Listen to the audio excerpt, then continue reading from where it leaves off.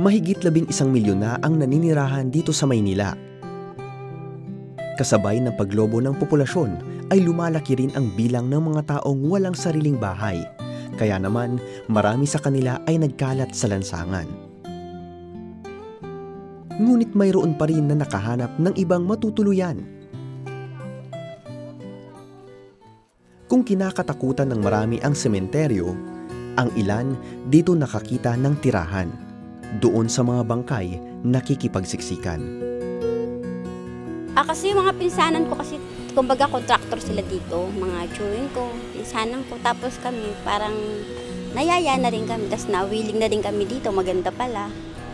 Na ano na rin namin, hanggang sa dito na kami nanirahan. Mahigit 12 taon nang naninirahan si Ira sa sementeryo, kung saan namamasukan siya at ang kanyang mister bilang caretaker. Ang munting musileo na ito ang nagsilbing kanilang bahay sa mahabang panahon.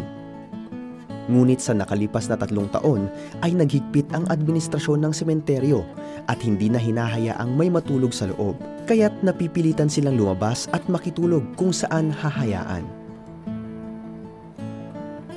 Ganito rin ang kwento ng pamilya ni Aling Marieta. Kung nabubuhay ang father ko, nasa 60 mahigit na kami rito. Siyempre, doon na tatay ko, kami na lang mga anak ang naging caretaker din dito.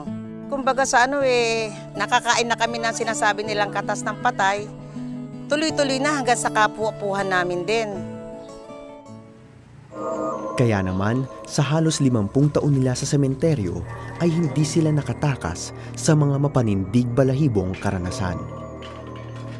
Mga 2007, na isang buong pamilya dumalaw. Nung sinundan namin, wala naman. Ay, dyan po sa pasilyo na yan, pumasok. Pumunta po ron sa may puno ng sampalok. Siyempre po, kami rito mag-aalas 6, tinitignan lang po namin.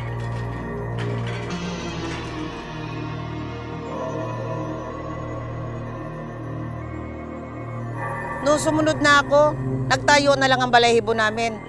Sabi to pamangkin ko, tita, ayan yung isang pamilya dyan sa ilalim ng puno ng sampalok. Baka walang dumadalaw, sarili na nila dinalaw nila. Bakit may tumatawang bata?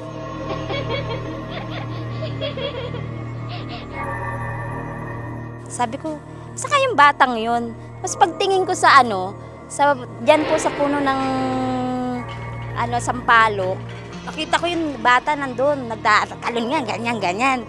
Tapos sabi ko, bumaba ka dyan. Tapos tawa lang siya sa akin, miningitian ako. Tapos nung pagyuko ko, pagtingin ko ulit sa taas, wala na.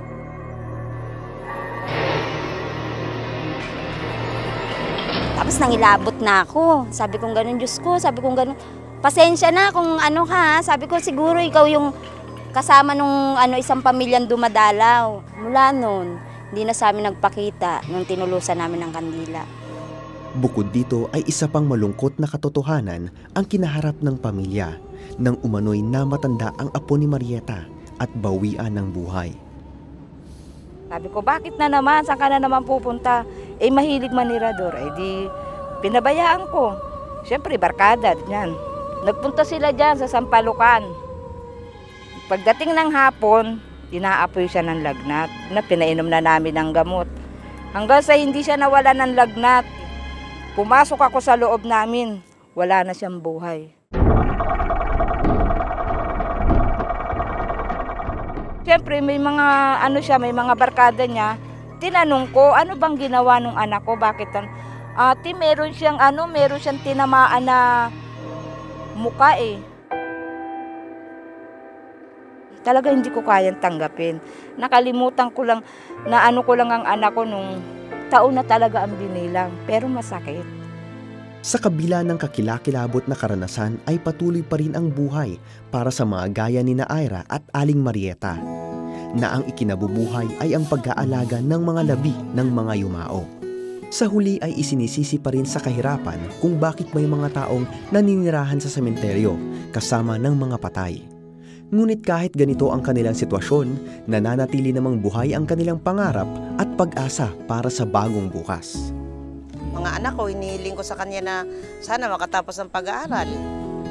Hindi nila dapat hindi ito tinatahak ko ngayong buhay. Mas maganda na yung may sarili silang buhay na maganda. Hindi yung habang panahon nandito na lang kami sa loob ng sementeryo.